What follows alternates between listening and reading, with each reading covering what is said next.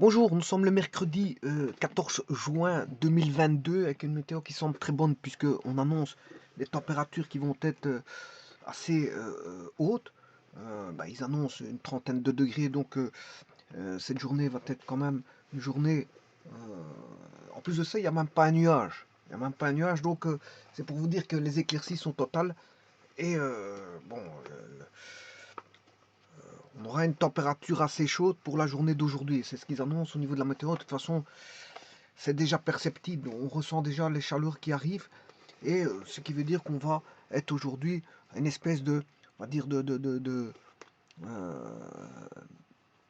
de canicule. Une canicule à basse, parce que bon, 30 degrés, il y a encore plus haut, hein.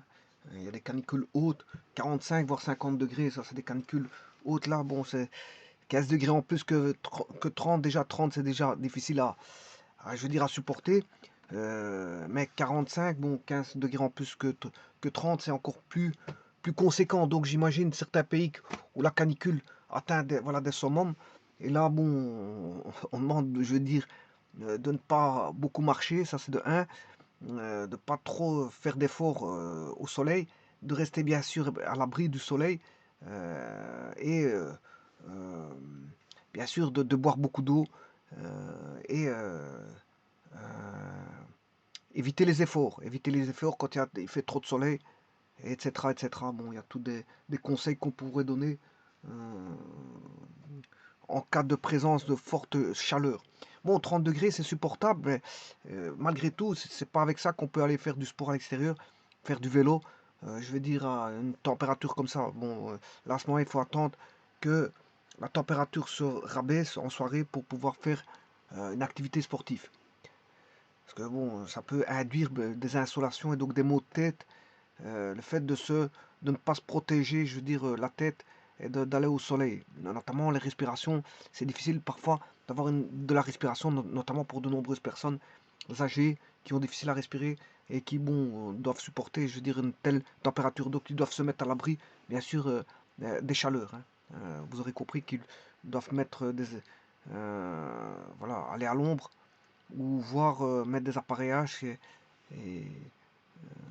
qui permettent d'avoir un air frais. Un air frais. Alors ici, je vais faire une vidéo très importante qui est du ressort de la chimie. Et la chimie euh, fait référence à ce qu'on appelle l'étude des pH. L'étude des pH. Alors c'est P, petit p, grand H. Alors le petit p vient de potentiel. Bon, c'est Sorensen qui a proposé ça. Voilà, qui vient de potentiel. Mais il y a un autre nom de ça. Voilà, vous allez le voir par après. À la fin, je vous le dirai, hein. Bon, ça peut être le poids d'hydrogène. Le poids d'hydrogène, je crois qu'il l'a pris en latin. Par contre, potentiel vient de l'allemand. Alors Sorensen, qui est un Danois, qui a travaillé pour une usine de bière, un brassage de la bière, notamment, bon, il a travaillé, je crois, pour l'université, et donc il a trouvé, enfin, il a mis en place un système plus, on va dire, adapté pour la mesure du pH. Voilà, justement, cette vidéo-ci va être consacrée à, euh, bien sûr, au calcul, parce que le pH, on peut faire des lectures de pH au travers, bien sûr, de pH mètre.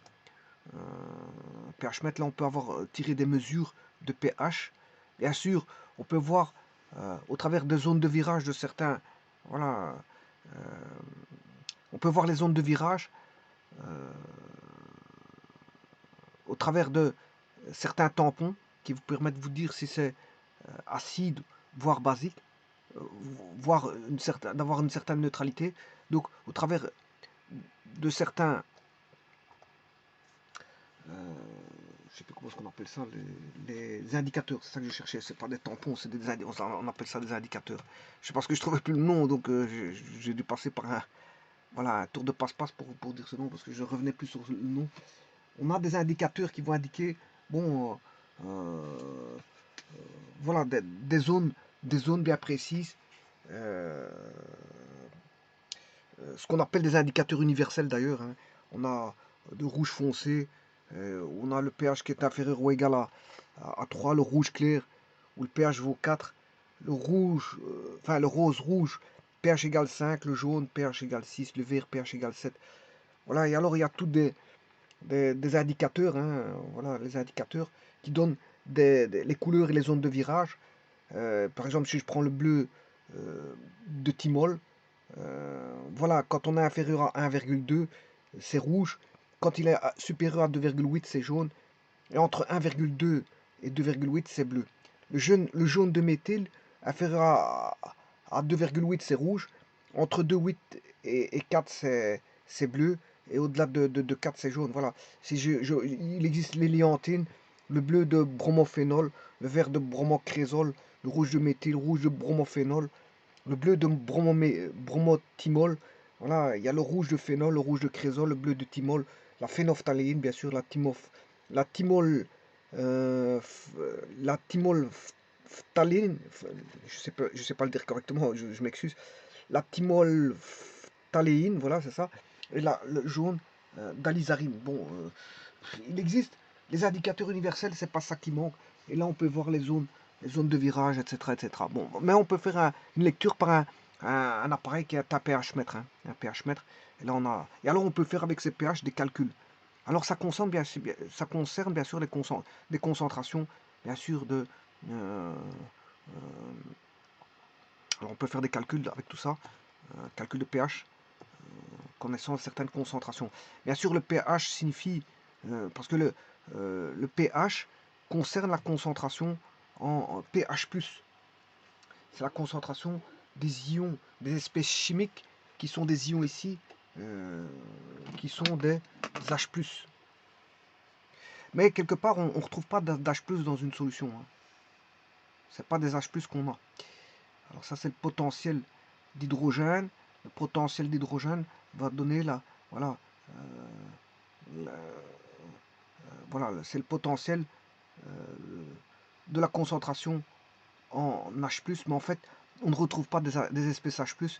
Dans une solution aqueuse, on retrouve des espèces H3+.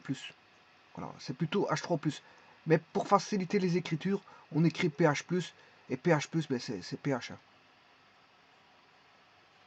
Alors le P, bien sûr, vous aurez compris que c'est l'écriture, bien sûr, du potentiel, je veux dire, en H3+, qui est le logarithme. Hein. Je verrai que Sorensen a donné une nouvelle échelle pour le calcul des pH. Et donc, il est passé au logarithme. Donc, c'est moins logarithme de la concentration en H3+. Mais ça, je le verrai dans un instant. Alors, tout d'abord, donc, ici, vous aurez compris qu'ici, je vais m'intéresser aux solutions aqueuses. Attention à ça. Mettez-vous bien à l'esprit que ici, ça va concerner les solutions aqueuses. Les solutions aqueuses, je le répète encore une fois, parce que je ne suis pas dans un autre, dans une autre catégorie que les solutions aqueuses. Solutions aqueuses, bien sûr, c'est les solutions qui contiennent de l'eau. De l'eau, solution aqueuse. Alors, quand je dis eau, c'est de l'eau pure, hein, c'est H2O. Et l'H2O, on ne peut pas boire de l'eau. De l'H2O, quand on boit de l'eau, c'est de l'eau minérale. L'H2O, c'est interdit à boire, puisque ça pète les cellules. Hein. Les cellules grossissent, elles pètent, elles finissent par péter. Voilà, donc c'est interdit de boire de l'H2O. On boit jamais de l'eau de laboratoire qui est de l'H2O pur. Alors, l'H2O, bien sûr, n'est pas tout à fait pur. Hein. Son pH n'est pas tout à fait égal à 7, puisqu'en fait il contient, généralement l'eau est en contact avec l'atmosphère contenant du CO2, le CO2 étant caractérisé par voilà, un caractère acide. Et donc le contact de l'eau avec le CO2 fait en sorte qu'on a bien sûr un pH qui n'est pas tout à fait égal à 7, mais on va dire 6, 8, quelque chose comme ça, 6, 9, à cause du CO2 présent dans l'air et qui vient se mettre en contact avec l'eau. Il y a qui, qui acidifie légèrement l'eau. Voilà, comme ça vous savez qu'on est en solution aqueuse et il ne faut pas perdre de vue qu'ici, je serai toujours en solution aqueuse, c'est-à-dire comprenant bien sûr de la H2O. Alors maintenant, qu'est-ce que c'est que... Pourquoi étudie-t-on bon, le pH, voire le pH+, voire le pH3O+, mais tout simplement parce qu'en fait, il y a des groupements en chimie qui sont caractérisés par ce qu'on appelle une certaine forme d'acidité. Donc des groupements, on a un groupement hein, qui sont les groupes de substances qui avaient auparavant, et maintenant aussi, hein, parce que si vous prenez le citron, vous voyez tout de suite que c'est acide. Vous buvez une limonade, vous verrez que c'est acide, une limonade. Alors, certaines substances, on ne les ressent pas tout de suite. Euh, Pourquoi? Parce qu'en fait, bon, c'est c'est moins, on va dire, moins... euh, c'est un peu plus difficile voilà, à- à obtenir leur saveur acide. Un citron, on voit tout de suite que c'est acide. Voilà, une orange, un citron, voilà, on ressent le caractère acide de tout ça. Par contre, si vous buvez du lait, bon là c'est un petit peu plus difficile de voir la saveur, voilà, d'avoir une saveur acide. Pourquoi? Parce que c'est proche de la neutralité, c'est surtout ça. Voilà, euh, donc le lait est acide. Les limonades sont acides. Bon, les bières sont acides, etc. Bon, faiblement acides, bien sûr, parce que c'est proche de la neutralité aussi, les bières. Et d'ailleurs, Sorensen a travaillé sur le brassage des bières. Et donc, il travaille aussi pour l'université. Et donc, c'est là il s'est permis voilà, de travailler avec ce qu'on appelle le pH. Donc, le pH+, ou si vous voulez, le pH3+. Voilà. Bon, et l'acidité s'oppose à l'alcalinité. Elle s'oppose à ce qu'on appelle à la basicité. Bon, manger trop acide, ça ne va pas. Manger trop basique, ça ne va pas non plus. Il faut manger, je veux dire, équilibré. Dans l'alimentation, le pH est très important. Très important. Voilà, c'est très important parce que au cours des années, ben, l'acidité peut attaquer certains organes. Hein. Voilà, je pense aux intestins. Si vous buvez trop de lait, ben, trop de lait, bon, surtout du lait de vache directement, c'est encore pire. Bon, et alors le lait entier aussi. Si vous buvez trop de lait tout le temps, ben, vous allez avoir mal aux intestins à un moment donné. Voilà, c'est comme ça parce que c'est attaqué par l'acide. Hein. Bon, attention qu'il y a aussi ce qu'on appelle l'intolérance au lactose. L'intolérance au lactose peut aussi avoir des troubles intestinaux. Bon, il n'y a pas que l'acidité. L'acidité peut créer d'innombrables problèmes, mais ça à la longue, hein, c'est avec les années. C'est pas en buvant une tasse de lait que vous allez avoir ça. C'est au bout de, voilà, de 20-25 ans d'avoir bu, je m'excuse, au moins 30-40 ans d'avoir bu du lait, je veux dire, constamment, notamment s'il était fort, s'il provenait de lait de vache directement, là c'est encore voilà, plus important.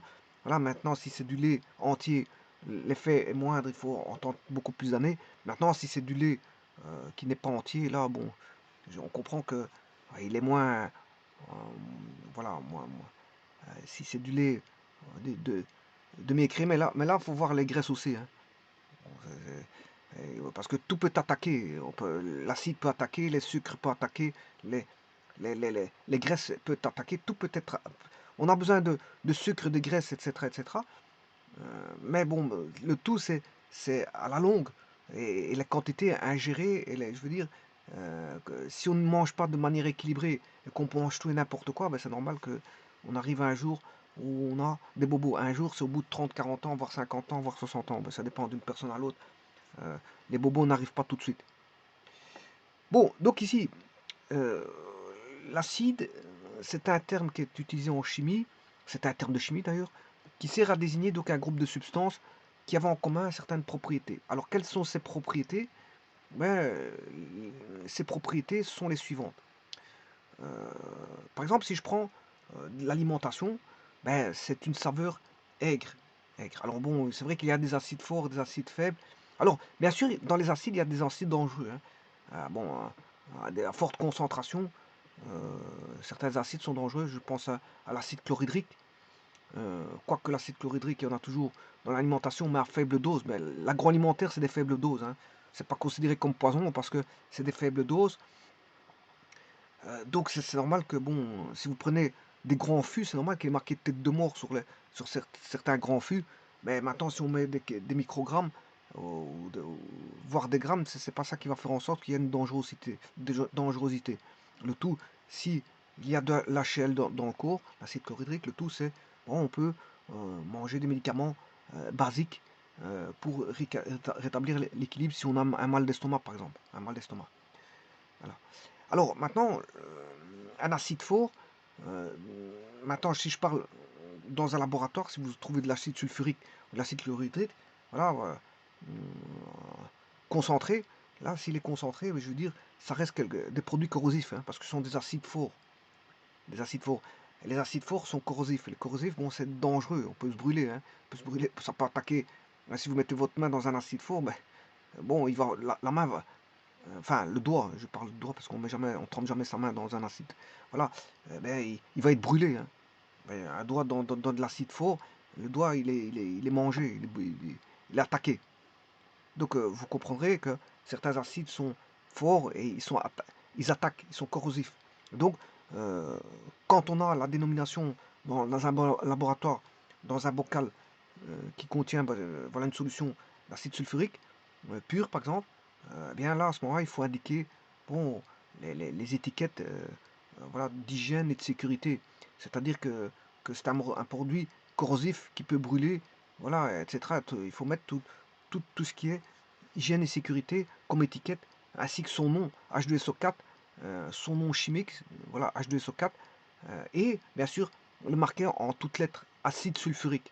Et bien dire que bon, ça peut proposer un danger en cas voilà, de manipulation. Alors certains produits sont corrosifs, d'autres sont explosifs, d'autres sont euh, voilà, peuvent changer de couleur.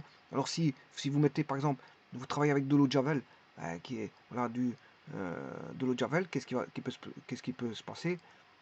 Eh bien, ben, il peut avoir changement de couleur de vos vêtements si vous tachez vos vêtements. C'est pour ça que dans un laboratoire, on essaie de travailler avec des blouses de travail de chimie par exemple. Travailler avec des blouses blanches euh, qui sont en fait des tabliers de travail pour manipuler. Comme ça, bon, si vous manipulez un produit qui va changer, qui tâche, ben, vous allez tâcher bon, cette blouse blanche. Voilà. Alors donc, les propriétés de ces acides, de ces groupements acides, c'est qu'ils ont une saveur aigre, ils libèrent de l'hydrogène à la cathode lors d'une électrolyse, et ils ont une certaine conductivité électrique, je pense à l'H2SO4, qui peut être utilisé dans les batteries de voiture. Donc c'est pourquoi? Parce qu'en fait il va avoir une certaine conductivité électrique et donc euh, on va transformer de l'énergie chimique en énergie électrique. Alors les acides peuvent avoir une action sur certains colorants et ont une haute réactivité réactionnelle. Bien sûr, les acides sont basés sur une gamme. Hein. Il y a une gamme d'acides, on ne parle pas de gamme mais d'échelle d'acides, ou plutôt voilà, de force d'acide. Alors un acide, c'est quoi? Ben, c'est une dissociation ionique qui se fait. Plus la dissociation est forte de l'acide, et plus la molécule va se dissocier, et plus elle va être considérée comme fortement acide. C'est juste ça. Elle va donner bon, des ions et donc des porteurs de charge, et donc fatalement une conductivité électrique qui est en rapport avec la dissociation. Donc, quand je vous dis dissociation, c'est que on a un degré de dissociation qu'on appelle alpha, ce degré de dissociation. Donc, comme on a un degré de dissociation, de dissociation qui est basé sur un degré d'acidité, ben, un acide n'est pas l'autre. Il y en a qui vont se dissocier plus, il y en a qui vont se dissocier moins, il y en a qui vont se dissocier presque pas. Voilà. Donc on peut donc classer les acides suivant une échelle. Alors maintenant pour la libération d'H2, je vais juste parler de la libération d'H2. Voilà, ici. Alors ça c'est quoi? C'est une électrolyse. Vous voyez qu'on a mis un, voilà, un galvanomètre. Enfin, je m'excuse, on a mis une source pour créer une force électromotrice. On a une force électromotrice qui est créée.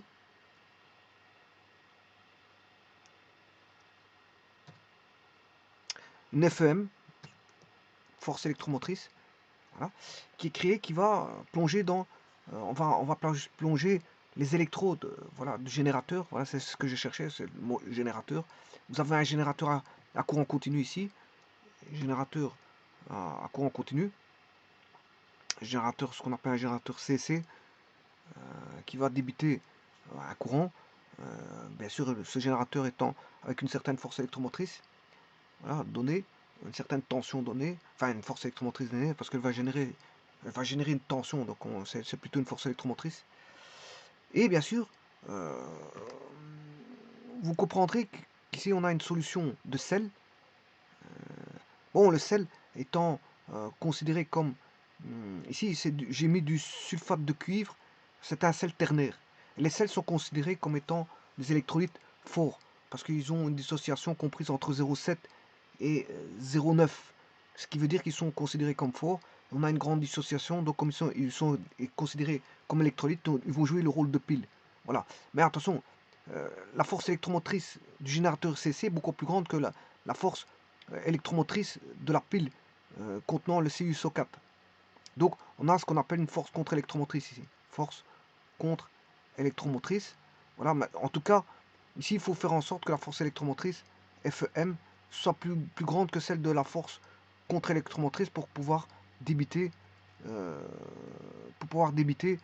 voilà, dans la solution. Et donc là on a bien une cathode qui est K et une anode. Alors pas confondre le phénomène de pile d'un phénomène d'électrolyse. Hein, parce qu'un phénomène d'électrolyse, c'est le phénomène inverse, réversible, c'est un phénomène réversible. Voilà, c'est un phénomène. Là, on a affaire à un phénomène réversible. Et donc, la pile, c'est tout le contraire de la pile qui se passe ici. Hein. Là, parce on va mettre une force électromotrice qui va débuter un certain courant dans la pile qui est constitué d'un électrolyte qui est le CuSO4 qui va se dissocier presque complètement parce que je vous ai dit que la dissociation est comprise entre 0,7 et 0,9. Donc il va rester du CuSO4 à l'intérieur, mais très peu de CuSO4. Voilà, et donc là, le Cu2+, il va aller vers le moins, l'électrode négatif, et le SO4- va être attiré par le plus. Donc les ions qui ont une faible mobilité, voilà, vont être attirés par la cathode qui est négative, parce que le Cu il est positif, donc il va être attiré par la cathode qui est négative. Et l'anode qui est positive va attirer bien sûr le SO4-. Voilà, et donc on aura une mobilité des ions qui sont faibles à l'intérieur de la solution, qui vont migrer vers l'un la cathode et l'autre vers l'anode, et bien sûr ça va donner des électrons sur le conducteur qui constitue l'électrode. Hein. Là on a une électrode que je vais mettre ici. Voilà, ici on a une électrode ici, l'électrode là. Voilà, là, à ce moment, on a des électrons qui vont. Là, c'est une forte mobilité. Hein, et donc, on a un courant de passage qui va passer. Il y a un courant qui va passer dans. Voilà, c'est des électrons qui vont passer là-dedans.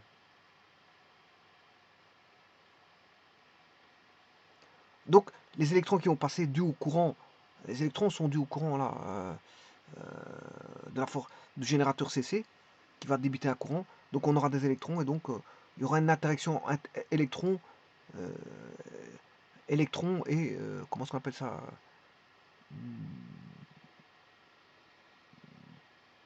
et comment on appelle ça, sel ternaire. Et ça c'est ce qu'on appelle une électrolyse. Alors ici quand c'est un sel, ben, ça se décompose voilà, en plus et en moins. Si je prends un sel binaire, on a un sel binaire, c'est quoi? C'est un métal et un non métal, on a du plus et du moins. Ici c'est SO4, on a du plus et du moins, puisqu'on a un groupement SO4 qui est SO4, je vous rappelle qu'il est bivalent. Voilà, et CuSO4. Ici, j'ai pris un cuivre de valence 2. Donc, c'est du sel.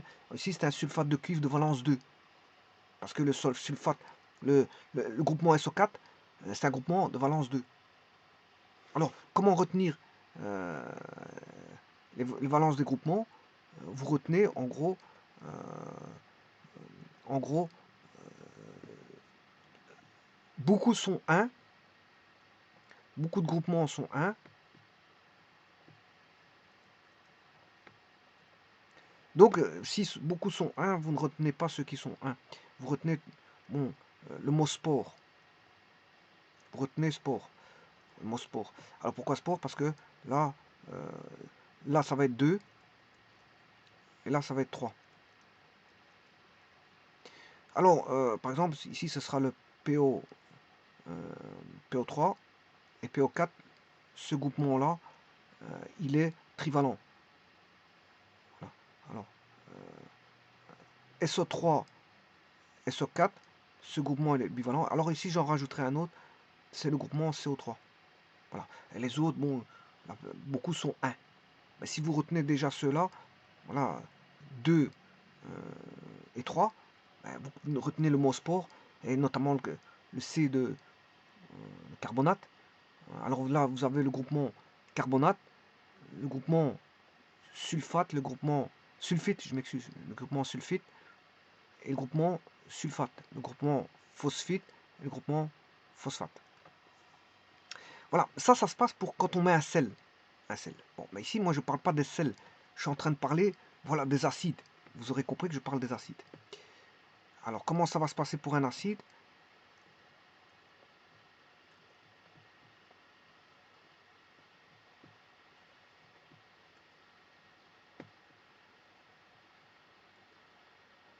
Pour un acide, bon, je vais rechercher après vous retenez que le plus, les ions plus vont, je verrai pour la libération d'H2, hein, c'est ça que je vais expliquer, parce que j'ai expliqué que les propriétés d'un acide, c'était tout d'abord la saveur, voilà, la libération d'H2 au niveau de la cathode lors d'une électrolyse, et ça je le verrai par après, c'est parce que bon, il faut que je cherche les pages, le temps que je trouve la page, bon, j'ai le temps de parcourir d'autres pages pour vous expliquer, voilà, la libération d'H2 à la cathode. Donc ici, j'ai parlé d'un sel. Vous avez bien vu plus ou moins comment ça allait. Voilà. Vous savez très bien qu'il y a une certaine conductivité électrique pour voilà, les acides, notamment si c'est un acide fort. L'action sur certains colorants et la haute réactivité. Bon, et je reviendrai sur la libération d'H2 à la cathode d'une électrolyse. Bon, c'est comme ça qu'on voit qu'on a un acide. Voilà, quand vous mettez un acide, vous faites une électrolyse. Bon, maintenant, ça dépend comment on appelle ça, des électrodes. Hein, voilà, parce que ça dépend des électrodes. Si vous avez des électrodes attaquables ou inattaquables. Dans une électrode attaquable, à la cathode, on aura, si c'est un acide, la formation d'hydrogène, bien sûr, à la cathode. Et si c'est une base et un sel, on a apparition du métal qui réagit avec l'eau. Maintenant, si à l'anode, qu'est-ce qui va se passer pour une électrode inattaquable, bien sûr. Alors, inattaquable, les électrodes inattaquables, c'est platine, par exemple, carbone. Hein. Voilà. Donc, pour le platine, je verrai le schéma par après, parce que bon, il faut que je cherche les pages, bon, je le ferai par après. Mais pour l'instant, je peux vous le dire, à la cathode, vous aurez une formation d'hydrogène pour un acide. Voilà. À la cathode. Si on a une base et un sel, on a apparition du métal qui réagit avec l'eau. Voilà, ça c'est à la cathode.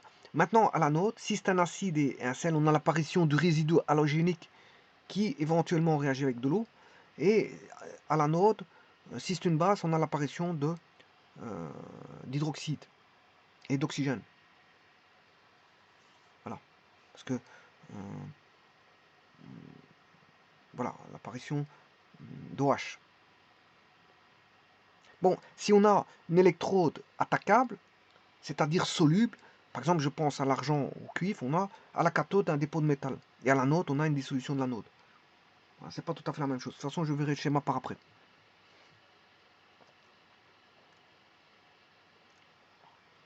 Alors, suivant l'UPAC. Pour une solution non aqueuse, le pH est basé sur l'activité des ions H3O+. Donc ici, la définition de l'UPAC voilà, du pH, elle est basée sur l'activité des ions H3O+. Et alors, pour une solution non aqueuse, le pH peut dépasser 14. Hein. On peut avoir un pH de 25, 23, 24, 25, voilà. Ça se peut. Si on a une solution, bien sûr, qui est non aqueuse. Alors si on a une solution aqueuse, bien sûr, vous aurez compris que on a en présence d'H2O pur. Et donc, qu'est-ce qui se passe? Là, on a le pH qui est basé sur la concentration d'H3O+, et non plus sur l'activité. Bon, maintenant, on peut faire intervenir l'activité. Et parfois, l'activité peut intervenir. Par exemple, si on a très grande concentration, voilà, si on a 10 moles par litre, l'activité va intervenir, on peut avoir un pH négatif. Donc on peut avoir un pH négatif. Hein. Voilà, par exemple, si on a 10 moles par litre, 10 moles par litre, le pH peut être négatif.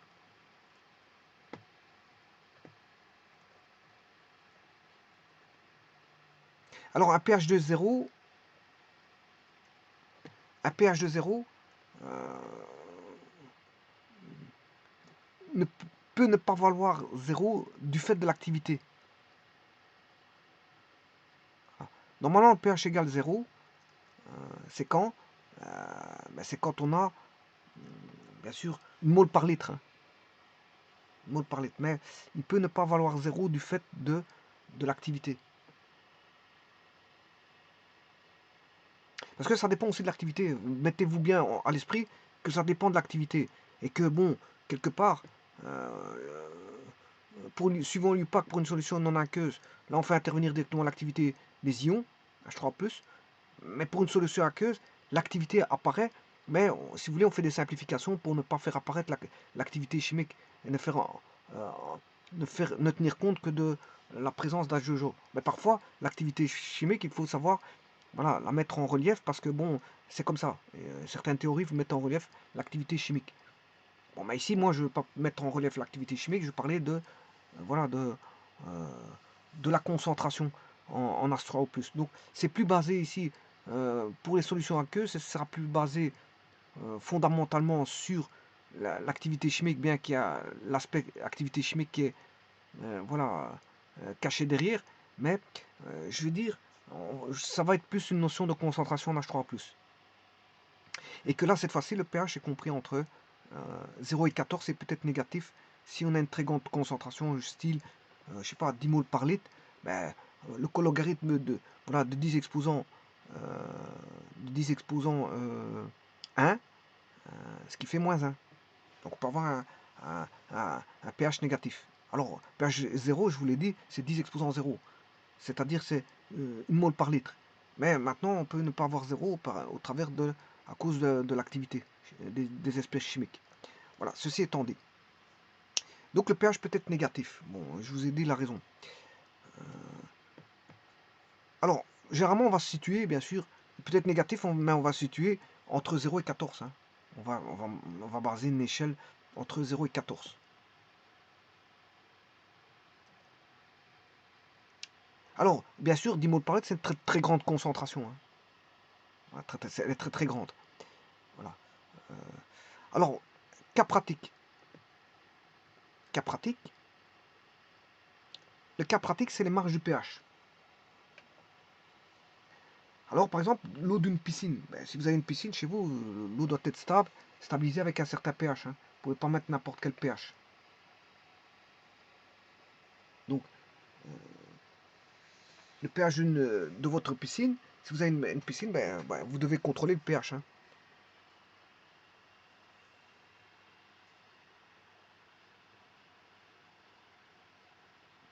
Alors, vous devez les limonades, il y a un certain pH.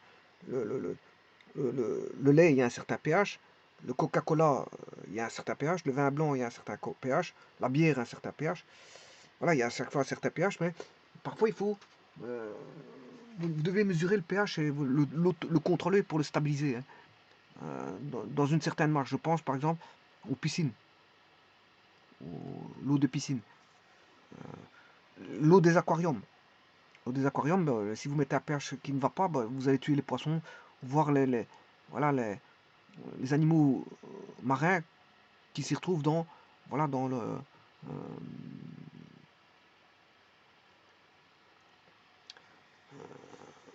Donc, ici, on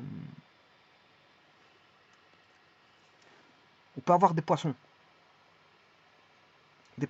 qui peuvent mourir du fait que l'eau n'est pas au beau pH. Donc il faut contrôler le pH. Donc il faut stabiliser, avoir une marge de pH bien donnée, stipulée par le vendeur de l'aquarium. Et faire un autocontrôle, bien sûr, parce qu'il faut l'autocontrôler. Il faut chaque fois le contrôler. Tout comme l'eau d'une piscine, ça se contrôle au niveau bactéries, au niveau de tout. Tout doit être contrôlé pour pouvoir répondre, bien sûr, en ajoutant des produits ou pas. Alors, le pH du sang, bon, il a une certaine marge de pH, ainsi que les sérums physiologiques. Alors, bon, il y a les pH, il faut contrôler les pH des alcools tels que le vin, liqueur, bière, etc. Et bien sûr, c'est dans l'industrie alimentaire qu'on retrouve, ainsi que, bien sûr, en écologie. Hein. L'écologie et voilà, l'industrie agroalimentaire, les industries métallurgiques partout, etc. Il faut, là où il y a voilà, du traitement chimique, ben, on essaie voilà, de faire de contrôle de stabilisation de pH pour des raisons euh, euh, de construction, de fabrication, de voilà, de construction de produits métallurgiques, fabrication de produits métallurgiques ou autres, hein, autres que des produits métallurgiques. Mais dans l'agroalimentaire aussi, il faut contrôler le pH parce que on va ingurgiter, je veux dire, des aliments où ils ne peuvent pas être trop acides pour, ouais, par exemple, l'estomac ou les intestins, etc., etc. Donc, bien sûr, il existe des correcteurs d'acidité. On peut corriger au niveau acide, acidité, on peut corriger au niveau basicité, etc. Ben, c'est pas ça qui manque. Les produits manquants, il n'y a pas de. Bon, il y a beaucoup de produits pour corriger voilà, le pH des solutions dites aqueuses. Parce qu'ici, je parle des solutions aqueuses, hein, je vous l'ai dit. Quand je vous ai dit au départ, j'allais parler voilà, des solutions contenant de l'H2O. Hein. Bon, je vais omettre les autres, tout autre type de solution qui ne serait pas de type aqueux.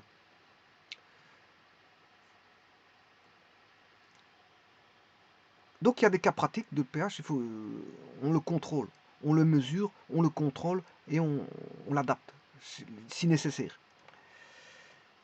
Alors, échelle basée sur une frontière, l'échelle est basée sur une frontière qui caractérise l'acidité. Cette frontière est basée bien sûr sur l'autoprotolyse de l'eau.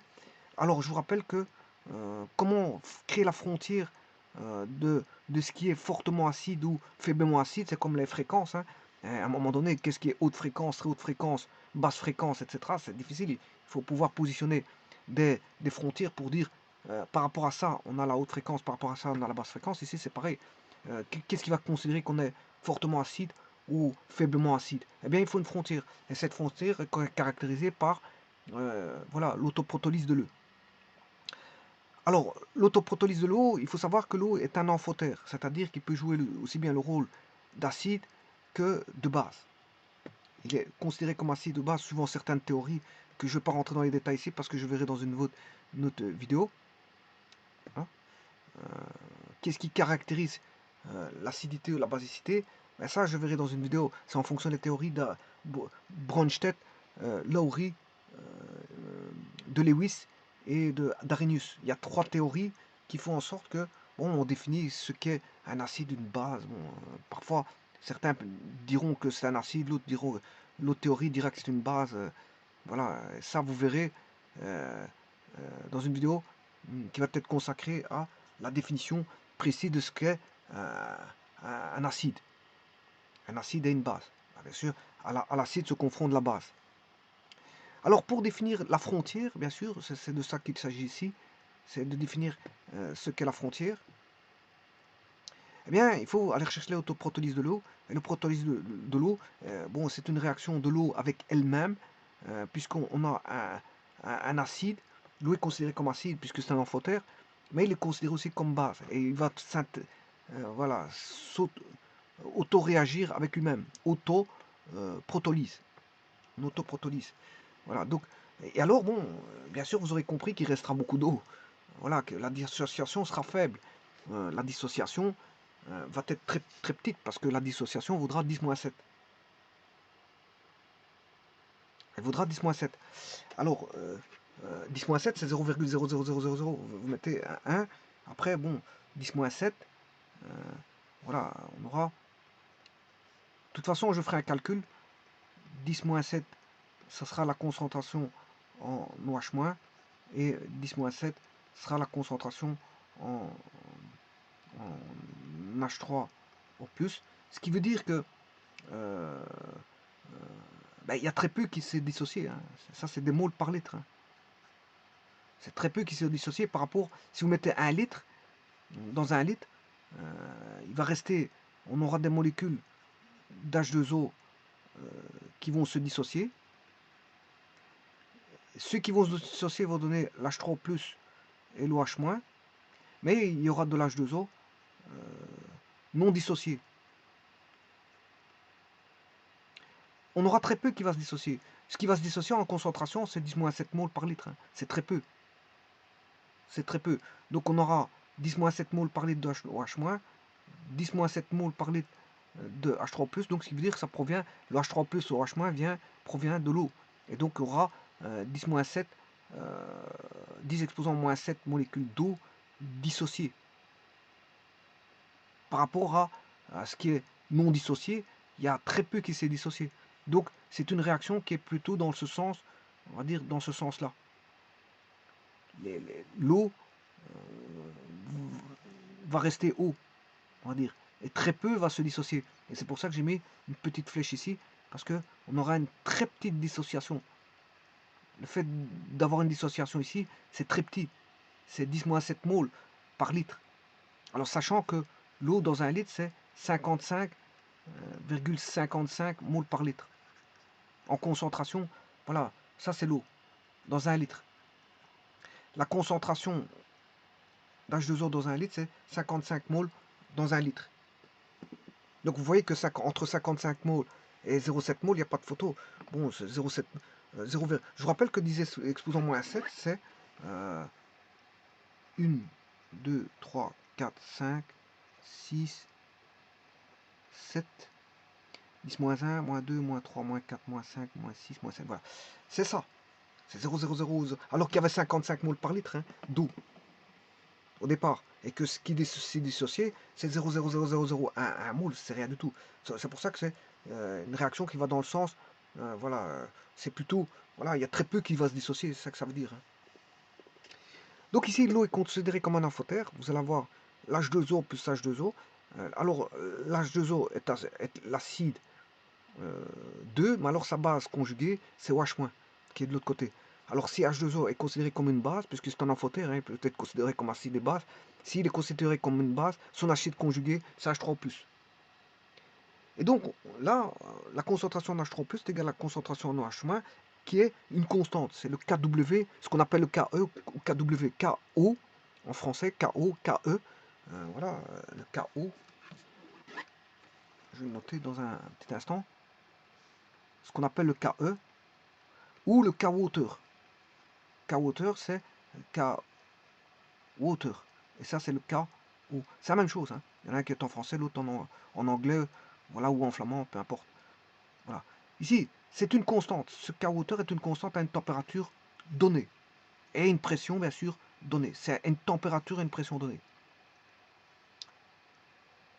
Alors, ici, l'échelle est basée sur une frontière. Et cette frontière, je vais la rechercher.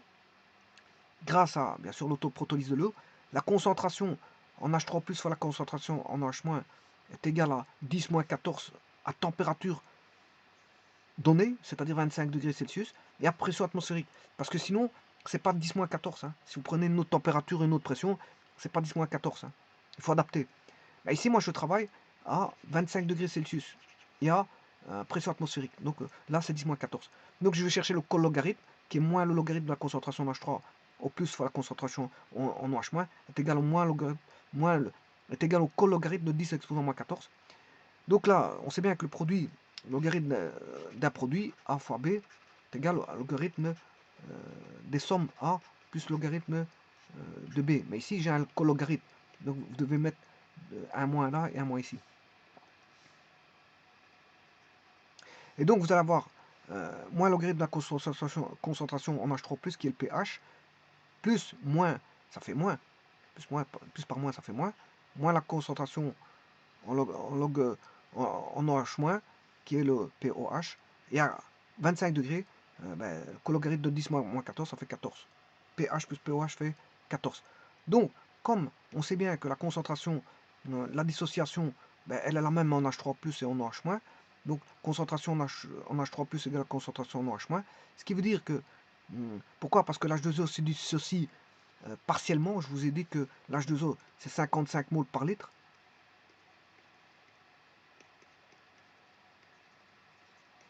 Et que ce qui s'est dissocié, c'est très peu. Et ce qui va se dissocier, c'est de l'H3+, et de l'OH-, provenant de l'eau. Donc on aura la concentration en H3+, qui est égale à la concentration en OH-, provenant de l'eau dissociée, parce qu'il y a une eau non dissociée. Hein. Là, il faut faire un tableau, bien sûr, avec le nombre de moles qui vont réagir au départ, voilà, et en finale. Il faut faire un tableau. Mais bon, ça, c'est pas le but ici. Pas le but de ça. Bon, ici, on a pH plus pOH, ça fait 14, à 25 degrés Celsius et à la pression atmosphérique.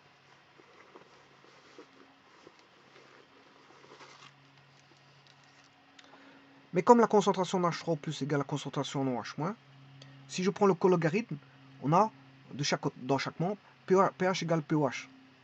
Donc ce qui veut dire que comme pH égale pOH, cette équation-là, je remplace pOH par pH, on a pH plus pH égale 14, ça fait 2 pH égale 14, donc pH égale 7, pH égale 7 est la frontière.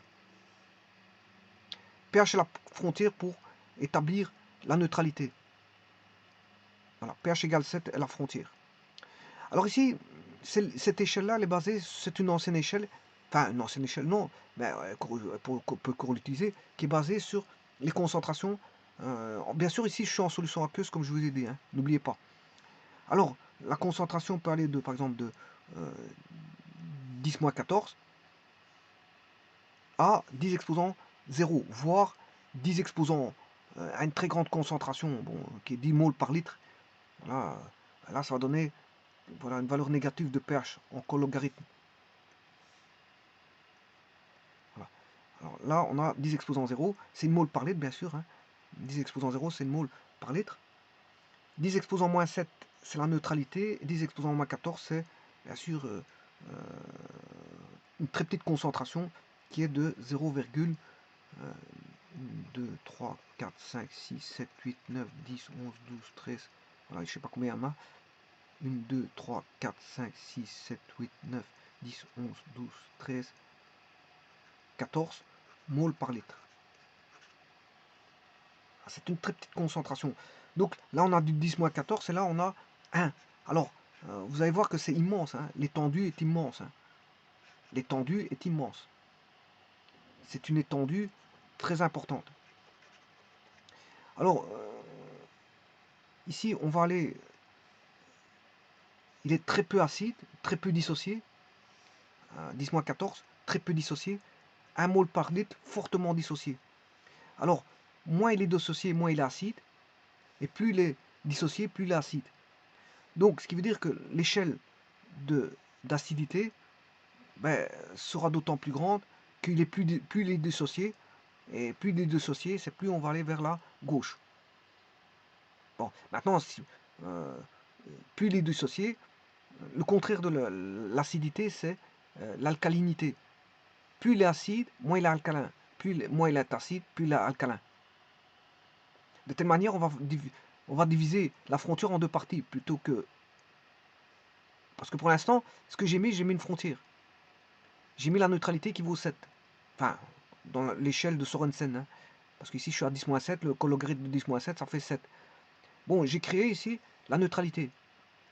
Donc, maintenant, je peux définir qu'est-ce qui est moins acide et plus acide. À partir de la neutralité, on peut se dire que ce qui est à droite de la neutralité, c'est moins acide.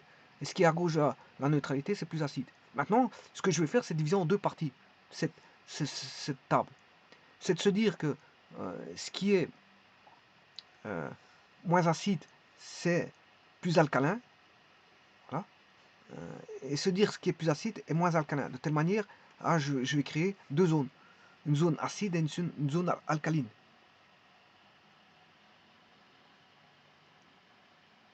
Voilà, de cette façon-ci, je peux créer une zone. Donc, ce qui est caractère alcalin ou basique, alcalin ou basique, c'est le même. Hein. Quand vous dites alcalin ou basique, c'est le même. Voilà. C'est plus acide quand on va vers la gauche, mais c'est plus alcalin quand on va vers la droite. Alors, maintenant, on va faire une division par deux. Comment? On va se dire que ce qui est acide, c'est à gauche de la neutralité, et ce qui est basique, c'est à droite de la neutralité. Et on parlera moins, on parlera plus de moins acide ou plus acide. Voilà, on dira, voilà, à gauche c'est acide et à droite c'est basique, tout simplement. Ou à gauche c'est acide et à droite c'est alcalin. On va éviter de se dire moins acide, plus acide, moyennement acide. Cette échelle, elle, justement, permettra de dire, voilà, de créer une frontière et de se dire quand est-ce que c'est acide ou basique. Alors, un acide, comme je l'ai dit, d'autant plus fort qu'il va se dissocier plus et donc donner des espèces chimiques ioniques. Voilà. La dissociation, c'est d'avoir des espèces ioniques, hein. D'où la notion de coefficient de dissociation alpha. Plus alpha est grand, plus l'acide euh, est fort. Et plus, bien sûr, alpha est petit, plus l'acide est faible.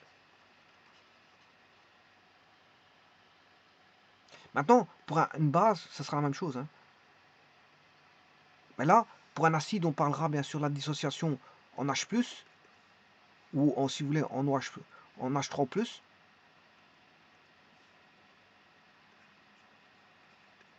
Forte dissociation en H+, l'acide est fort. Maintenant, pour une base, OH-, si l'alpha est grand en OH-, eh bien l'acide, la base est forte.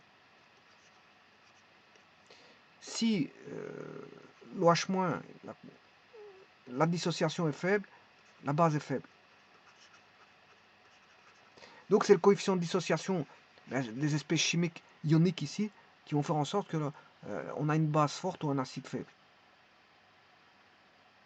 Alors, bien sûr, c'est lié, les deux sont liés, hein. Voilà. Alors, l'échelle de Sorensen. Alors, je vais vous dire pourquoi après c'est lié, hein. Bon, je vous montrerai par des formules comment on peut lier les deux. C'est tout simplement que le pH plus pOH est lié. Parce qu'on sait bien que pH en solution aqueuse, pH plus pOH, à une température de 25 et une pression donnée atmosphérique, bien sûr, ça fait 14. Donc, si le pH il est grand, c'est que le pOH il est petit. Parce que là, on a une constance. Mais ça, je vais l'expliquer par après. Et ça, c'est pour ça que ici, dans le tableau, si l'acide était fort, un acide est d'autant plus fort qu'il est moins alcalin. Puisque je vais vous donner la formule pH plus pOH égale 14 à 25 degrés Celsius à une pression atmosphérique donnée. Donc, plus il est acide, moins il est alcalin. Et de l'autre côté, pH plus pOH égale 14. Plus il est basique, moins il est acide. Voilà, c'est tout simplement ça. Alors, maintenant, je vais me baser sur l'échelle de Sorensen.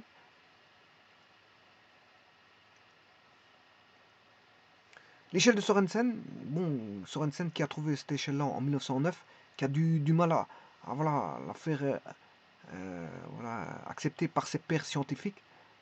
Bon, il travaille pour Carlsberg, qui est une société de fabrication de brassage de la bière. Voilà. Et il travaille pour l'université, bien sûr, de Copenhague, voilà, de Copenhague, au Danemark. Donc, il fait des allées et venues et il travaille en même temps pour le laboratoire de fabrication de la bière. Alors, il estime que l'échelle liée aux concentrations n'est pas très pratique. Donc, celle que je vous ai montrée ici n'est pas très pratique pour lui. Parce que 10-14 à 10 exposant 0, c'est une large étendue. L'étendue est très, très, très grande. Cette étendue est très grande. Et voilà, et si je vous dis bien que 10 exposant à 14, c'est ceci. Et voilà, ça c'est comme comparer une mouche de 1,5 cm à la taille de Jupiter qui est de 1,5 fois 10 exposant 9. Bon, voilà. Et là, je ne vais qu'à 10 exposant 9. Là, c'est que de 10 exposant 0, voilà, parce que 1,5 cm, c'est fois 10 exposant 0. Vous voyez que c'est de 10 exposant 0 à 10 exposant 9. Autant dire que c'est une immense taille. Mais alors là, c'est encore pire parce que c'est de 0 à 10 moins 14. Ça veut dire que l'échelle est trop étendue. Voilà. Donc, l'idée est venue à Sorensen de passer ce qu'on appelle au passage au logarithme décimaux. Donc, comme je vous dis, il a eu un passage difficile chez ses pairs scientifiques, mais accepté après un certain temps, parce que bon, certains ont utilisé cette notation dans des bouquins et qui ont été acceptés par les pairs scientifiques. Voilà, parce qu'on a vu que c'était une écriture qui était très pratique. Alors que normalement, vous aurez compris que le pH est lié bien sûr à l'activité chimique, hein, à l'activité des ions. Le pH est lié à l'activité des ions. Mais ici, il aura pu relier le pH à la concentration des ions H3+. Alors, l'ion H3+, qui est l'ion hydronium, hein, c'est un ion oxonium particulier. Alors, l'hydronium, c'est H3+. c'est l'ion hydronium, qui est de la famille des oxonium. Oxonium. Alors ça, je verrai par après. Mais en tout cas, qu'est-ce que c'est que le cologarithme décimal? Qu'est-ce que le cologarithme décimal? Mais si vous avez soit un nombre que je vais appeler 1 sur 10 exposant alpha, le log de 1 sur 10 exposant alpha, c'est log de 10 exposant moins alpha qui est moins alpha log 10, 10. Et comme log de 10, 10 vaut 1, ben on a moins alpha. Donc ça, c'est la propriété de logarithme. Maintenant, l'idée est venue de mettre un nombre négatif pour avoir une forme d'échelle positive. Voilà. Alors, si je mets un moins, c'est ce qu'on appelle le moins log, c'est le cologarithme. Moins log est le cologarithme. Bien sûr, du nombre décimal 1 sur 10 exposant alpha, d'un inverse. Ici, on a une inversion de 10, 1 sur 10 exposant alpha. Donc, on a 10 moins alpha. Et on obtient alpha. Donc, et alpha est principalement positif, voire nul. Principalement dans l'échelle. Hein, je parle de l'échelle. Elle est principalement positive, voire nul. Donc, je peux mettre le 0 dans l'échelle. Alors, elle peut être négative. Bon, comme je l'ai dit, si la concentration en H3 plus est inférieure à 1 mol par litre, bien, l'échelle est positive. Hein. Alors, pour avoir 0, il faut qu'elle soit égale à 1 mol par litre. Donc, si c'est égal à 1 mol par litre, bien sûr, ça dépendra aussi de l'activité, parce que, bon, on n'aura pas forcément 0, voilà, à cause de l'activité. Mais enfin, bref, là, c'est plus petit. Tant que la concentration d'H3 plus est inférieure ou égale à 1 mol par litre, ben, l'échelle alpha va être compris entre, voilà, va être plus grand ou égal à 0. Maintenant, si on a plus d'une mol par litre, ben vous aurez compris qu'on va obtenir des négatifs, hein, des nombres négatifs. Mais ça, c'est des très grandes concentrations. Hein. Voilà. Déjà, 1 mol par litre, c'est une grande concentration. Donc, ce qui veut dire que là, l'échelle basée sur la concentration des solutions aqueuses au travers de l'échelle de Sorensen, voilà, c'est-à-dire au travers du passage des cologarithmes. Vous voyez ici le passage en cologarithme. Voilà, ici, on est en concentration en mol par litre. Voilà, toujours en mol par litre. Mol par litre. Mol par litre. Et là, on va retomber sur une unité, un nombre sans unité. Voilà. Donc, on a de 0 à 14. C'est sans unité. Là, il n'y a pas d'unité. Il n'y a pas d'unité. C'est sans unité, si vous voulez. Donc, son échelle n'a pas d'unité. Mais en tout cas, elle varie de 0 à 14. Mais maintenant, on peut avoir du négatif ici. Un petit peu négatif. Ouais, voilà, si une concentration. Là, je suis passé par les cologarithmes. Hein. Le cologarithme de 10 moins 7, c'est 7. Le cologarithme de 10 moins 14, c'est 14. Le cologarithme de 10 exposant 0, ça fait 0. Et alors, on peut avoir du négatif, mais bon, c'est des cas de figure, je veux dire, où on a très très très grande concentration. Déjà, une mol par litre, c'est déjà une très très très grande concentration. Alors, qu'est-ce qui est considéré comme acide fort? Ben, c'est quand on a une grande dissociation, bien sûr, d'H+. L'acide fort, c'est par exemple HL, HNO3, H2SO4 avec un alpha égal à 1, une complète dissociation. Acide faible, H2CO3, H2S, acide sulfhydrique, voilà, CH3COH, CH3COH, voilà. Donc là, c'est acide. On a une tendance de alpha qui tend vers 0, donc ce sont des acides faibles, voire très faibles. Alors les bases fortes, NaOH, KOH, bases faibles, NH4OH. Alors je vous ai dit que les sels sont considérés comme forts, puisque le degré de dissociation varie de 0,7 à 0,9, donc ils sont considérés en gros comme forts. En gros. Voilà. Donc ça, c'est quelques exemples. C'est quelques exemples d'acides forts, de bases fortes et des sels qui sont considérés comme forts, mais c'est aussi quelques exemples d'acides faibles, de bases faibles, de bases faibles, donnés par leur degré de dissociation. S'ils vont se dissocier, voilà, beaucoup ou peu.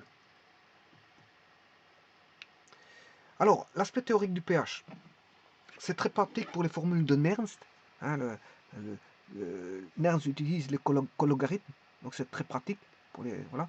Et d'autres développements, les cologarithmes. Des moments où vous avez des cologarithmes, c'est magnifique parce que je veux dire, et notamment on retrouve ça dans les formules de Nernst. Et donc c'est pratique. À l'usage, les cologarithmes sont très pratiques pour ne pas avoir bien sûr des étendues de nombres. Et donc spécifier sur une échelle plus, on va dire, plus, euh, plus grossière. Une échelle 1 à 14 est plus grossière que celle qui va dans une étendue qui va de 10 moins 14 à 10 exposant 0, voire 10 exposant 1 avec une très grande exagération. Voilà. Alors c'est très pratique pour les constantes chimiques. On retrouve en chimie d'innombrables constantes, euh, voilà, notamment du fait voilà, que la réaction s'équilibre à un moment donné. On a les équilibres, et donc fatalement, ça va induire, ces équilibres vont induire des constantes, et que ces constantes, si on parle en cologarithme, c'est, je veux dire, donc en pk plutôt qu'en constante k, eh bien c'est très, je veux dire, c'est voilà, c'est un emploi qui est facile. Le pk est facile à utiliser. Et donc on a des tables de pk. C'est pratique. C'est très pratique. Voilà, maintenant, concernant l'aspect théorique, là, à ce moment, c'est au niveau de la précision, on a, si je prends dans les redox, on a la précision qui est liée au cologarithme, là, et non aux concentrations. Dans les, dans les redox, on a la précision qui est liée au cologarithme, et pas aux concentrations. Donc là, vous voyez que le cologarithme intervient, je veux dire, au niveau de la précision, et pas au niveau, c'est pas la concentration qui fait la précision, mais c'est le cologarithme. Donc vous voyez qu'on a des aspects pratiques, mais des aspects théoriques de tout ça.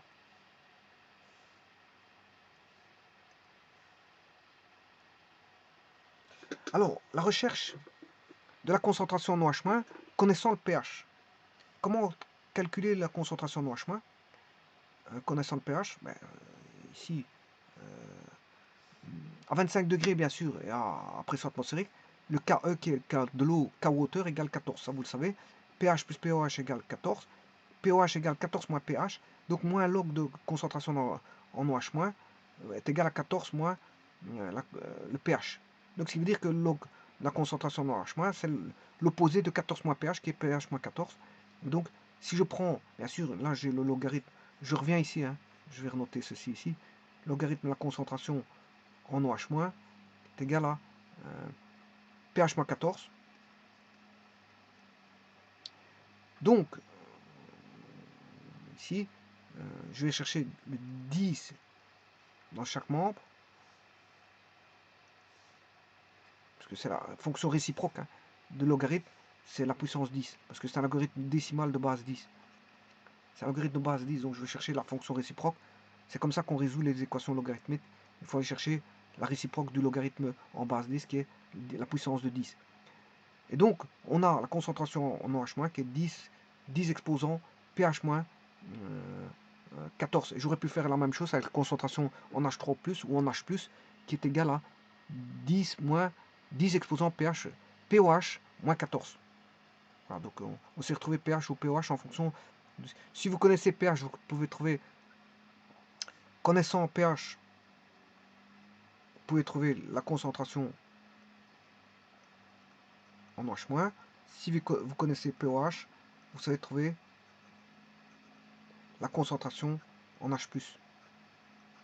Et bien sûr, la concentration en H+, vaudra 10 fois la concentration pOH moins 14.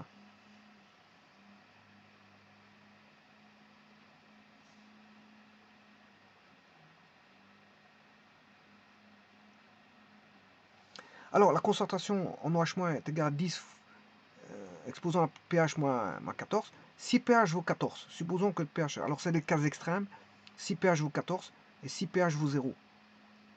Alors, si pH vaut 14, pH vaut 14, hein, je rappelle que la neutralité est ici, là on a le milieu basique ou alcalin, les bases, et là c'est les acides. Bien sûr, j'ai mis ici, je commence en 0. Voilà. Donc, qu'est-ce qui va se passer? pH égale 14, on est là. bien, c'est une base très forte. Ça, c'est la base forte. Et là, bien sûr, vous aurez compris que le 0, c'est une base faible, très faible, et 14, c'est une base très forte. Base faible, base forte. Alors, grand F, c'est faible, et petit f, c'est fort. Et inversement, 0, c'est un acide fort, et 14, c'est un acide faible. Alors, les calculs sont là. Si pH égale 14, ça veut dire que si je fais la formule, bien sûr, ici,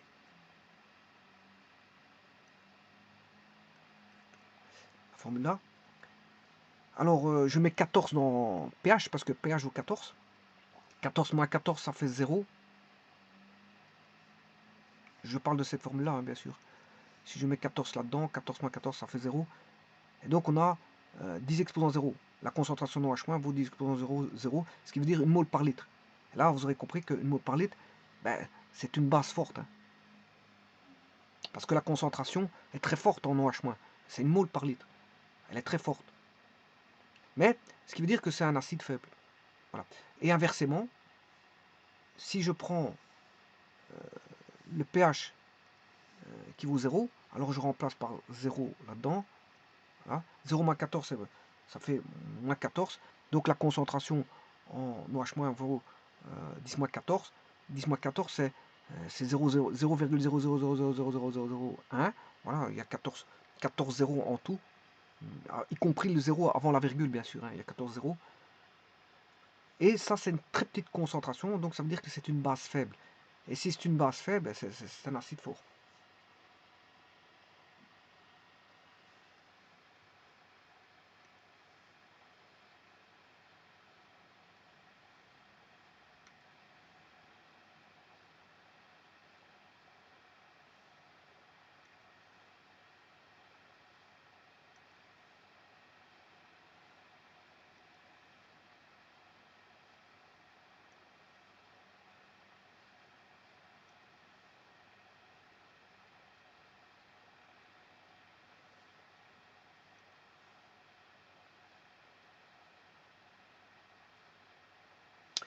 Alors, je vous parlais tout à l'heure de l'électrolyse. Voilà, ça c'est l'électrolyse. Je dis qu'un acide, il libère, bien sûr, pour une électrode inattaquable, c'est-à-dire platine-carbone, ben, la cathode, c'est une formation d'acide, d'hydrogène, je m'excuse. Formation d'hydrogène gazeux à la, voilà, à la cathode. Et c'est comme ça qu'on voit qu'on a un acide. Parce que je veux dire, je l'ai dit tout à l'heure, j'avais pris un exemple avec le sulfate de cuivre. Ben, là, quand vous faites une électrolyse avec un sel qui est considéré comme fort, bien sûr, ben, le, euh, le cuivre va aller à la cathode qui est négative, et le sulfate, les ions sulfate qui est sur 4 vont aller à l'anode. Voilà. Ça, c'est pour une électrolyse de sel. De sel. Alors, si vous faites une électrolyse d'eau, vous aurez compris que vous allez avoir de l'H2 et de l'O2. Pourquoi? Euh, Parce que l'eau c'est un amphotère. Donc, on va retrouver de l'H2 pour l'eau, parce qu'il est considéré comme acide. Je vous ai dit que c'est un amphotère.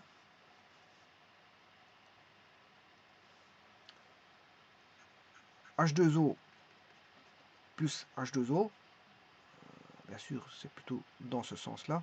Une très forte une très peu de dissociation. Hein. Très peu. C'est pour ça que je mets une grande flèche côté gauche et une petite flèche de dissociation côté droit. On aura H3 plus ou H-. Alors, comme il y en a un qui est acide et l'autre basique, ben, on aura, si vous voulez, la formation d'H2 d'office.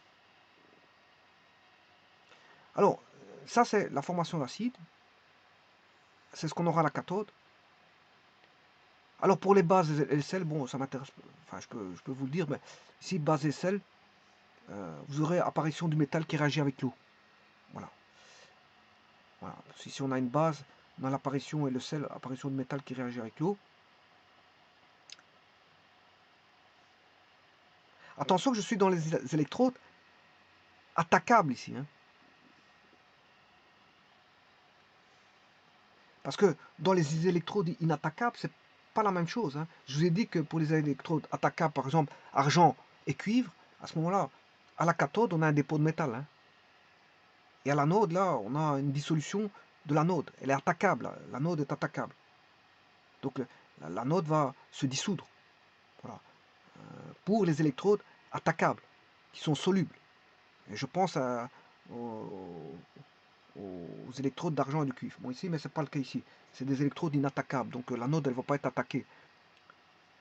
Donc ici, justement, on aura, bien au contraire, l'apparition de quelque chose, parce qu'elle ne va pas se dissoudre. Pour un acide et un sel, apparition du résidu halogénique qui va éventuellement réagir avec l'eau. Et pour une base, regardez ici, apparition d'OH. Voilà. Et donc, l'apparition d'OH, bien sûr, vous aurez compris que on va avoir deux OH, va donner, bien sûr, de l'H2O plus un demi O2. Et donc, vous allez avoir de l'oxygène. Et donc, si vous faites une électrolyse de l'eau, ben, vous allez retrouver de l'hydrogène et de l'oxygène. Puisque là, l'eau, c'est l'hydrolyse de l'eau. On a affaire à un acide et une base. Donc, on va retrouver aussi bien de l'hydrogène et on va retrouver l'hydrogène et de l'oxygène. Donc, ça, c'est pour l'électrolyse de l'eau. On va retrouver de l'H2 et de l'O2.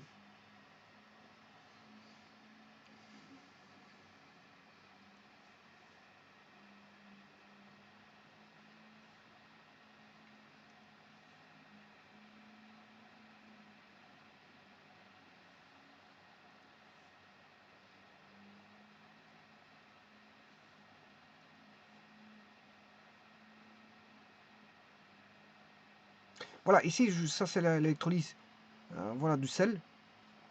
Et là, vous avez vu que c'est pas tout à fait la même chose parce que le sel, on va voir le métal qui va aller pour les sels. Bien, on va voir l'apparition du métal qui réagit avec l'eau. Le métal c'est Cu2+, à la cathode, comme je vous ai dit. Et à l'anode, au niveau du sel, on a l'apparition du résidu halogénique qui éventuellement réagit avec l'eau. Donc, on aura du SO4 qui va réagir avec l'anode.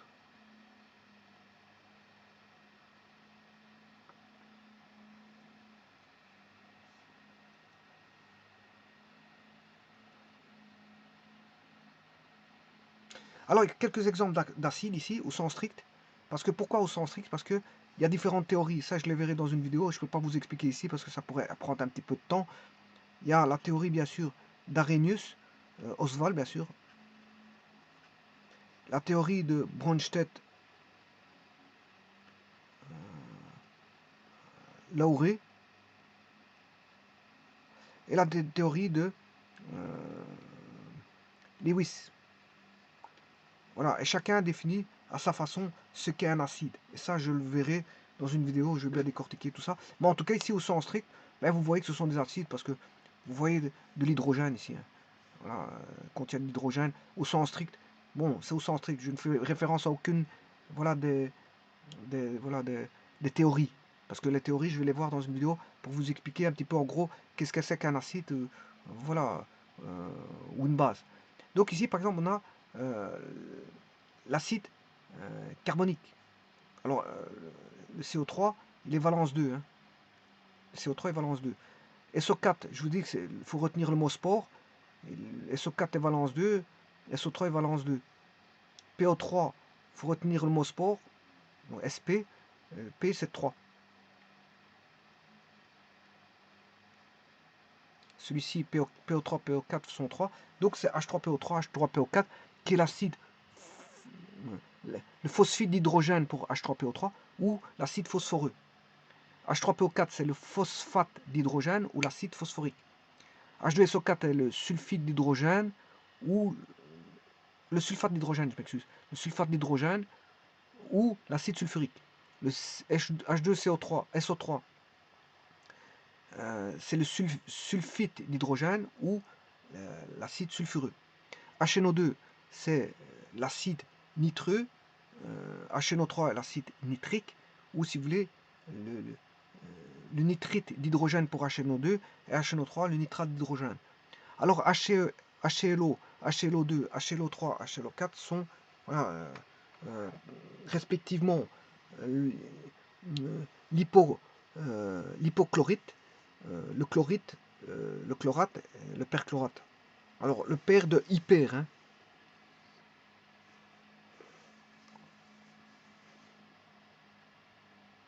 Alors de la même façon, vous avez HBRO, HBRO2, HBRO3, HBRO4.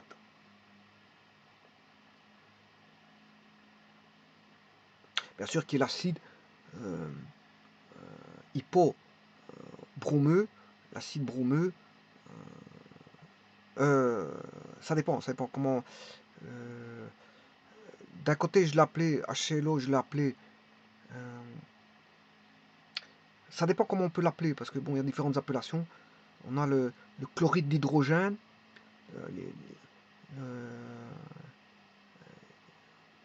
l'hypochlorite, voilà, l'hypochlorite d'hydrogène. Donc l'autre côté, HBRO, je peux l'appeler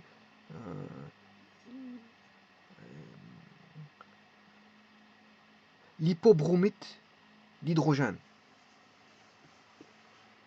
Alors, on aura HClO2 qui est le chloride d'hydrogène, donc on aura le bromite d'hydrogène.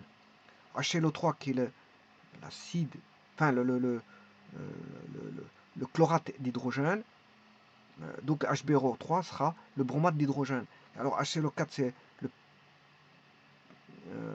perchlorate d'hydrogène, donc on aura du perbromate d'hydrogène pour HBRO4. Maintenant il y a des autres noms, hein.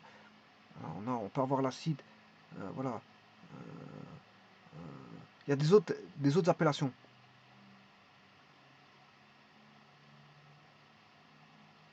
Voilà, il y a des autres appellations.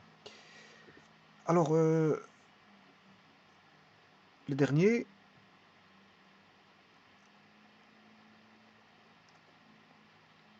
oui, ça c'est avec le mot sport. Maintenant, je vais essayer de voir un petit peu ce qui a été vu à travers voilà, d'Internet. Alors ici, c'est une électrolyse d'acide sulfurique avec un dégagement gazeux. Bien sûr, vous aurez compris qu'on aura de l'H2 à la cathode.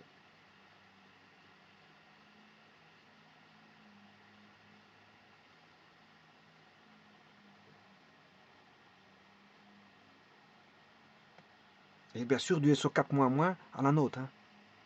À l'anode, on aura, puisque c'est de l'H2 SO4, H2 à la cathode et SO4- à l'anode. Alors, ce qui va être. Ça, c'est. Voilà, l'ion oxonium. Alors, l'ion oxonium, bon, c'est de l'oxygène, bien sûr, avec un porteur d'une charge positive, et bon, des cations. Enfin, je m'excuse, un groupement carboné, R, R', R second. Alors, ça, c'est l'oxonium. Voilà, donc. Alors, le plus simple des oxoniums, c'est l'hydronium. Voilà, si vous avez des H+, partout,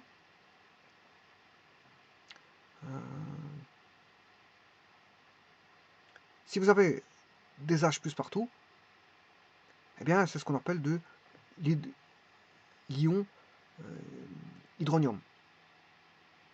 Voilà, ça c'est l'ion hydronium.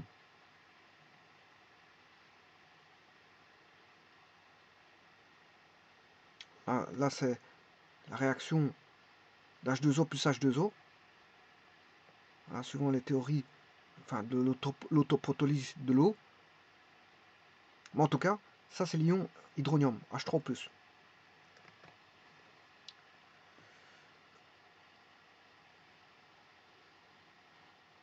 Alors ici, j'ai mis un petit site qui fait référence à l'électrolyse des solutions d'acide chlorhydrique, HCl. Voilà.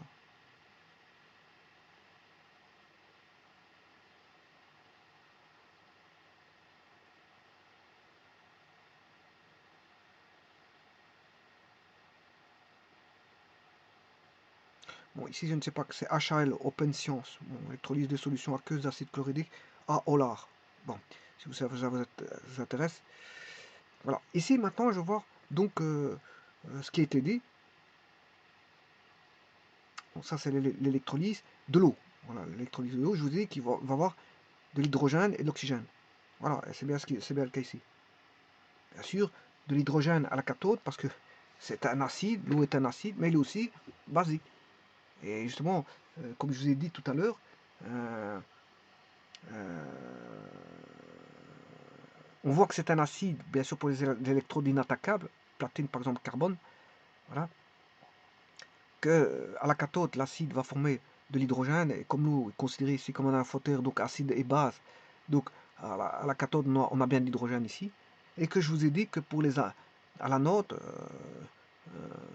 bon, comme si je prends l'H2O qui est une base, on aura l'apparition de OH, et donc, comme je l'ai dit, 2OH va donner de l'H2O plus 1,5O2, et donc on a bien sûr, de l'O2.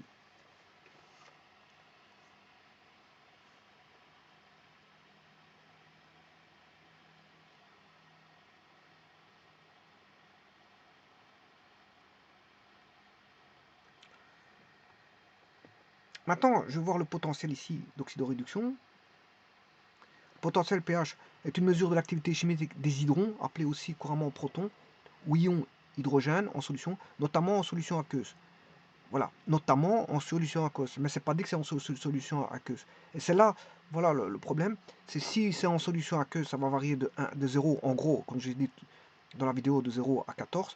Sinon, ben, le pH il peut dépasser le 14. Hein. C'est normal, si c'est pas une solution aqueuse, voilà, ça peut dépasser le 14. Ces ions sont présents sous la forme d'ions hydronium, le plus simple des ions oxonium, parce que les ions oxonium ont plusieurs formes. Je vous ai dit que c'était O+, R, R', R seconde. Donc, et un cas particulier de l'ion oxonium est l'ion hydronium. Alors, une solution de pH égale 7, c'est neutre. Inférieur à 7, c'est acide.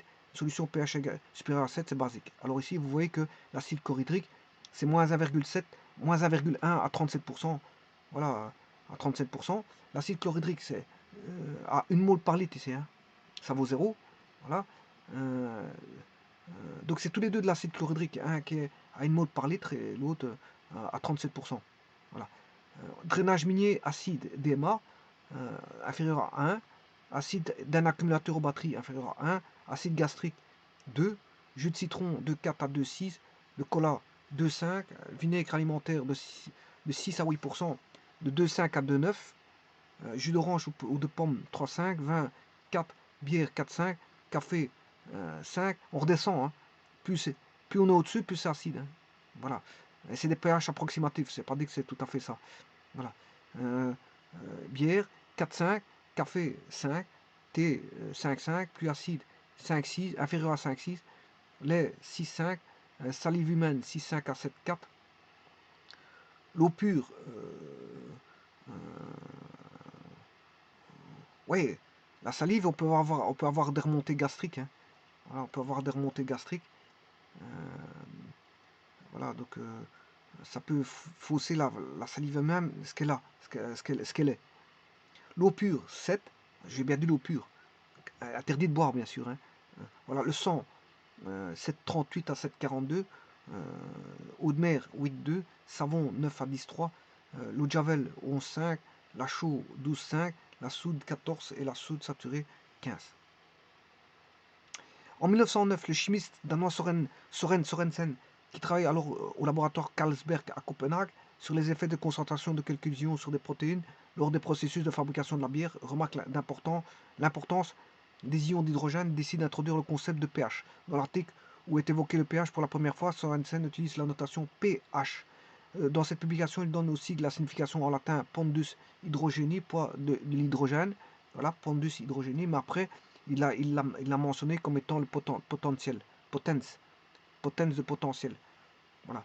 Mais dans les comptes rendus de travaux qu'il rédige au sein du laboratoire Carlsberg de l'université de Copenhague, la même année, P est l'abréviation du mot allemand potens et H est le symbole de l'hydrogène. Sorensen définit alors l'acidité d'une solution comme étant le cologarithme décimal de la concentration molaire. Attention qu'ici c'est la concentration molaire. Voilà. Donc il n'y a pas de problème, il peut le faire au niveau de la concentration, parce que normalement c'est l'activité des espèces chimiques. pH égale moins log de concentration en H+. Ainsi, bien sûr, il n'y a pas d'H+, hein, c'est du H3+, mais c'est pour simplifier qu'il écrit ça comme ça. Notamment le mot pH, c'est plus simple d'écrire pH que de moins log de concentration en H3+. Ainsi, le pH calculé pour la bière Carlsberg typique est d'environ 4,3. Le principe d'une telle échelle de pH est accepté par la communauté scientifique, notamment grâce à un chimiste allemand, Leonor Michaelis, qui publie en 1909 un livre sur la concentration en ion hydronium H3+. En 1924, à la suite de l'introduction du concept d'activité, Sorensen publie un nouvel article précisant que le pH dépend plutôt de l'activité que de la concentration en H+. Entre-temps, la notation pH a été adoptée sans que l'on sache vraiment qui en a été l'initiateur. Alors le pH c'est également un log de l'activité des espèces chimiques H+. Oui. Alors, depuis le milieu du XXe siècle, l'IUPAC reconnaît officiellement la définition de Sorensen du pH. Elle est utilisée dans les programmes scolaires, études supérieures et les dictionnaires. pH égale moins log de l'activité de l'espèce chimique A+. Alors, loi de Nernst, l'IUPAC donne aujourd'hui une définition du pH à partir d'une méthode électrochimique expérimentale. Elle conseille d'utiliser la relation de Nernst dans la cellule électrochimique suivante. Et là, bon, on a besoin d'une solution de voilà, d'une solution de référence, d'une solution inconnue, et bien sûr d'une différence de potentiel de référence, et celle inconnue. Et bien sûr, à partir de là, on a toutes les constantes. Hein. La constante de Faraday, la constante voilà, de gaz parfait, R, T étant la température en voilà, absolue, en Kelvin. Et là, on sait mesurer le pH d'une solution donnée par rapport à une solution de référence. Alors, bien sûr, les électrodes sont des électrodes de référence. Ça, je le verrai dans une vidéo. Comment on peut faire ça. Voilà, donc on sait mesurer le pH. Donc un pH mètre, c'est un petit peu ça. Un pH mètre, c'est ça. Pour mesurer le pH d'une solution, c'est un petit peu ce système-là. Donc il faut, ça au travers de mesures de différence de potentiel. Voilà. Alors, en solution aqueuse, le pH vaut au moins log de... Voilà, et là, vous voyez qu'il y a la concentration d'H+, sur voilà, la concentration de départ des éléments qui ne sont pas dissociés, fois gamma H qui est l'activité, le coefficient d'activité des ions H+. Voilà, et C0, c'est la concentration standard non dissociée. Voilà. Et donc, si vous faites les calculs, ben, on peut retrouver voilà. Bien sûr, on peut le faire au travers des molalités, il n'y a pas de problème. Si vous calculez tout ça, vous faites on sait mathématiquement voir que pH égale moins log voilà, du coefficient d'activité des ions H+, fois un rapport de molalité.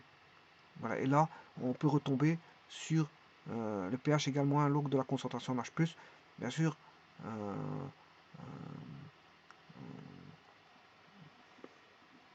si on peut assimiler l'activité des ions H+, à leur concentration.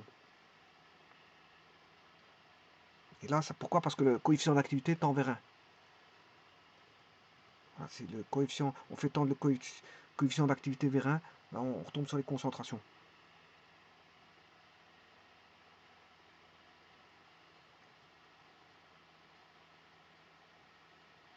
Voilà, ça c'est les théories acide-base que je verrai.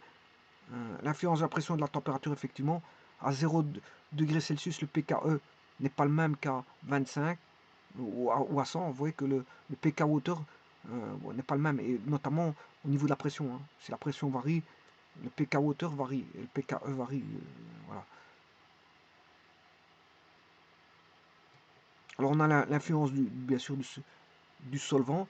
Si on n'a pas de l'eau, voilà, vous voyez que l'acétronitrile ici, voilà, on a un pH de neutralité de l'acétronitrile de 27. Parce que le solvant ici, c'est pas de l'eau. On peut avoir un pH neutre de 27 ici. Voilà, et donc pour une solution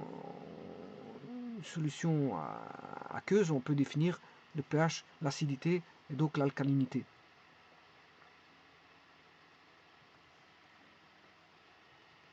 Alors la mesure de pH est faite au travers, comme je vous ai dit, au travers de, voilà, de Nernst. Alors de Nernst, et vous voyez qu'il utilise le ici pH, c'est-à-dire qu'il y a déjà un logarithme dedans. Alors à 25 degrés à pression atmosphérique, ben, le pKe vaut 14. Voilà. Et puis il parle de cas d'acide fort pour mesurer le pH d'acide fort, d'une base forte, d'acide fort, de base forte, d'acide faible, base faible, de mélange de solutions, bien sûr pH connu. Hein. Et là il vous parle de pH négatif, que c'est possible. Alors que doit être le pH d'un sol, s'ils vous le disent. Voilà, maintenant, si je veux voir le pH ici, pH et définition, des mesures, ben, c'est un peu la même chose. Ça signifie potentiel d'hydrogène, qui vient de l'allemand potens, mais je l'ai dit, ça pouvait provenir d'un autre nom. Ça mesure l'acidité donc ou de l'alcalinité en chimie d'une solution ou d'un milieu. Bien sûr, ici, on va prendre s'il varie de 1 à 14, ce sera en solution aqueuse. Donc, le pH, la valeur du pH varie le pH compris entre 1 et 7, le milieu devient acide. Voilà. Par exemple, le vin pH 4, le jus de citron pH 2, l'acide chlorhydrique pH 1. Tant que c'est entre 1 et 7, c'est acide.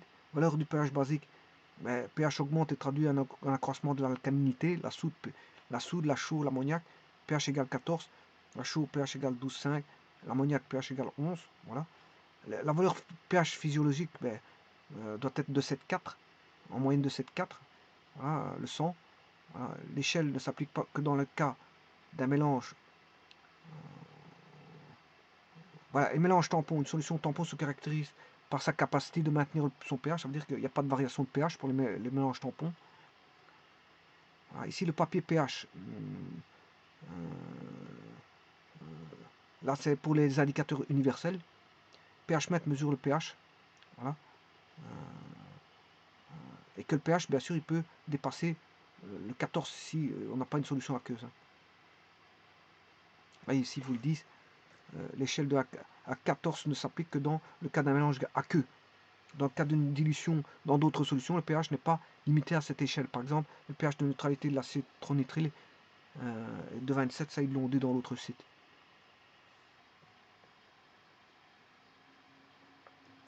Je vous remercie.